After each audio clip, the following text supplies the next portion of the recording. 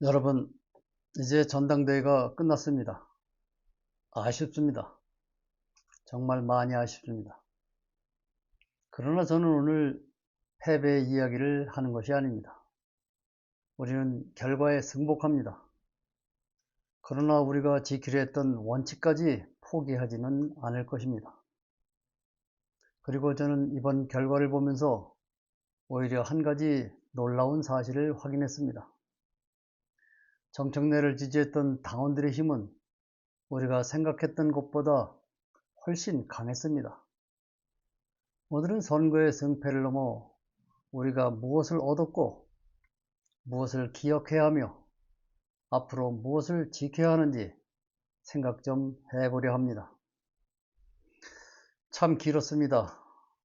그동안 저와 함께 이번 전당대회를 지켜보면서 걱정하고 마음 졸였던 분들 수고하셨습니다.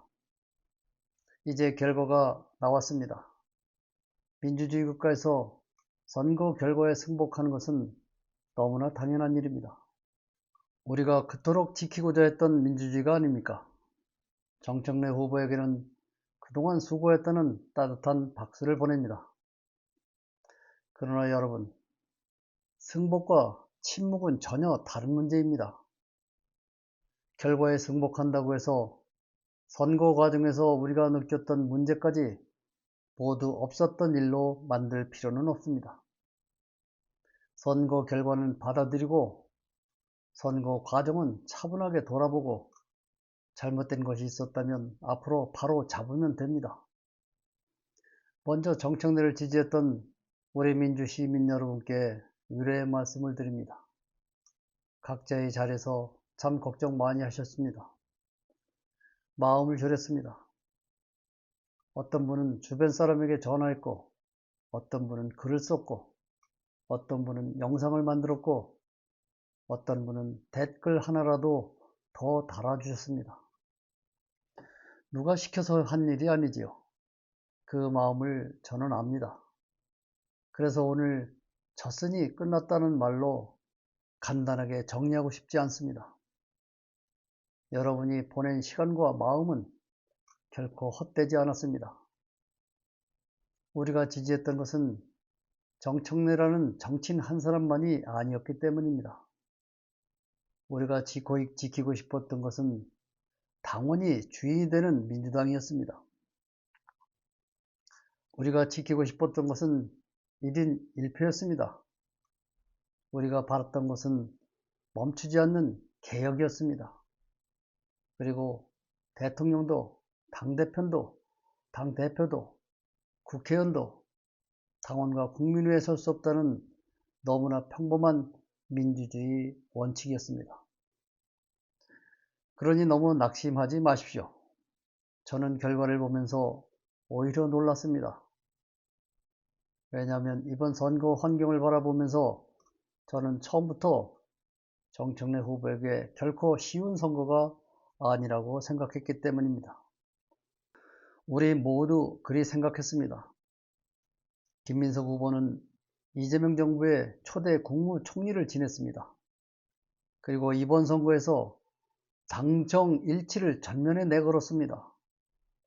언론에서도 김민석 후보와 정청래 후보의 관계를 이재명 대통령과의 관계 속에서 끊임없이 해석했습니다.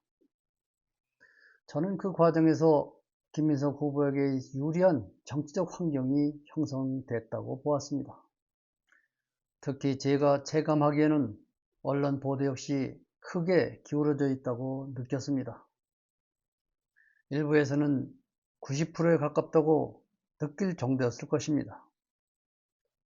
정청래 후보를 지지했던 사람들이 느꼈던 언론 환경이 그만큼 답답했다는 뜻입니다.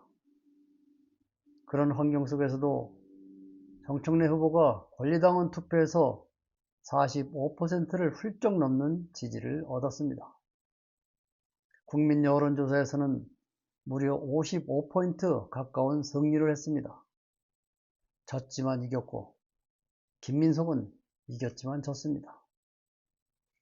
저는 이것을 단순한 패배라고 생각하지 않습니다. 저에게는 오히려 놀라운 성과입니다. 어쩌면 기적에 가까운 결과라고 생각할 수 있습니다. 여러분, 최고위원 선거를 한번 보십시오. 언론에서 이른바 친청계로 분류했던 최민희, 이성윤, 한민수 이 세 사람이 모두 5위 안에 들었습니다. 5명을 뽑는 최고위원 선거에서 우리가 응원했던 세 사람이 모두 최고위원에 입성했습니다. 특히 최민희 후보는 결국 1위로 대표 최고위원이 되었습니다. 이것이 정말 아무것도 아닌 결과일까요? 당대표 선거에서는 우리가 원했던 결과를 얻지 못했지만 최고위원 선거에서는 분명한 결과를 만들어냈습니다. 그러니 이번 전당대회를 모두 잃은 선거라고 생각하지 맙시다. 우리가 지지했던 3명이 모두 살아남았다는 것은 우리의 목소리 역시 민주당 지도부 안에서 계속 살아있을 가능성이 있다는 뜻입니다. 저는 그것으로 조금은 위로를 받고 싶습니다. 선호투표제 문제도 기억해야 합니다. 이번 당대표 선거에는 선호투표제가 도입됐습니다. 저는 이 제도가 왜 하필 이번 선거에서 도입됐는지 계속 의문을 제기해왔습니다. 특히 정청래 후보를 지지했던 사람들 가운데는 이 제도가 결과적으로 김민석 후보에게 유리하도록 설계된 것이 아니냐고 의심하는 분들도 많이 있었습니다. 사실 의심이 아니라 그렇게 만들어진 것이죠. 선호투표제가 김민석 후보를 당선시키기 위해 만들어진 것은 확정된 사실입니다. 그것은 반드시 검증해야 할 문제이고 정치적으로 평가해야 할 문제입니다. 누가 제안했는지, 어떤 논의 과정을 거쳤는지, 왜 이번 전당대회에서 필요했는지, 누구에게 유리하고 누구에게 불리했는지 앞으로 차분하게 따져볼 필요가 있습니다. 저는 이것을 선거 결과를 뒤집자는 것이 아닙니다. 결과에 승복하는 것과 제도를 평가하는 것은 별거의 문제입니다. 민주당에 대한 판단은 앞으로 하면 됩니다. 당의 중립성과 공정성에 대해 우리가 제기했던 여러 문제 역시 앞으로 차분히 정리해야 합니다. 대통령이 김민석 후보를 실제로 지원했습니다. 대통령의 정치적 행동은 무엇이었는지, 언론 보도는 공정했는지, 당의 선거 제도는 모든 후보에게 공정했는지 시간을 두고 평가하면 됩니다. 잘못이 있었던 것은 다시는 반복하지 않도록 고치면 되지요. 제가 가장 경계했던 것은 패배했기 때문에 모든 것을 부정하는 태도입니다. 그것은 우리가 비판해왔던 정치와 다를 것이 없습니다. 우리는 그렇게 하지 맙시다. 그리고 탈당을 생각하시는 분들에게 꼭 드리고 싶은 말씀이 있습니다. 실망했다고 너무 성급하게 민주당을 떠나는 결정은 하지 않으셨으면 합니다. 여러분이 떠나면 2년 후 정청래는 외롭게 됩니다. 물론 탈당 여부는 각 당원이 스스로 판단할 문제이지만 누구도 강요할 수 없지만 한 번 더 생각해 보셨으면 합니다. 우리가 그토록 지키려 했던 민주당입니다. 우리가 수십 년 동안 수많은 선거를 치르며 지켜온 당이죠. 당대표 한번 졌다고 우리가 먼저 떠날 이유가 없습니다. 선거는 끝났지만 민주주의는 끝나지 않았습니다.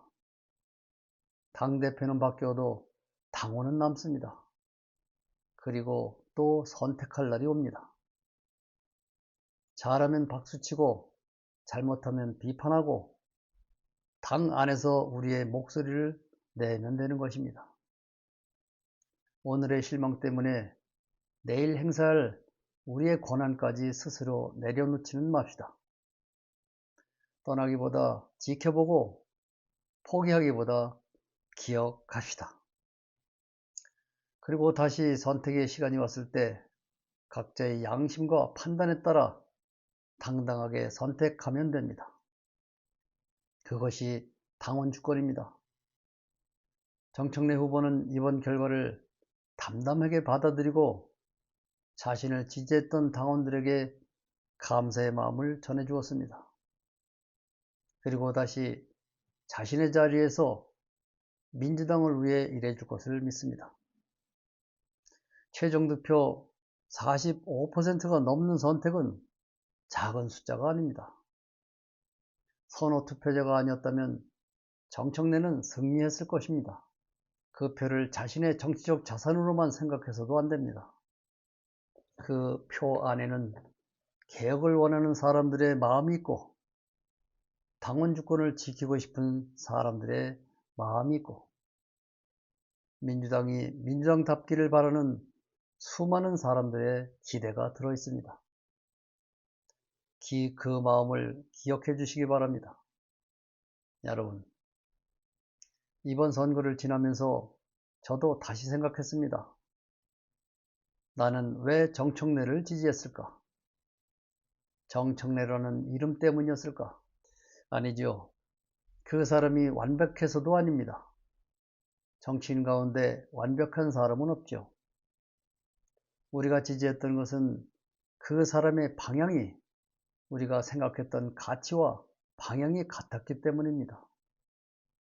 그러므로 앞으로도 사람을 맹목적으로 따라가서는 안 됩니다. 저는 이제 우리들의 다짐을 한 문장으로 정리하고 싶습니다. 사람을 따라가지 말고 원칙을 따라갑시다. 사람은 바뀔 수 있습니다. 권력도, 당대표도, 대통령도 바뀝니다. 그러나 민주주의의 원칙은 바뀌어서는 안 됩니다.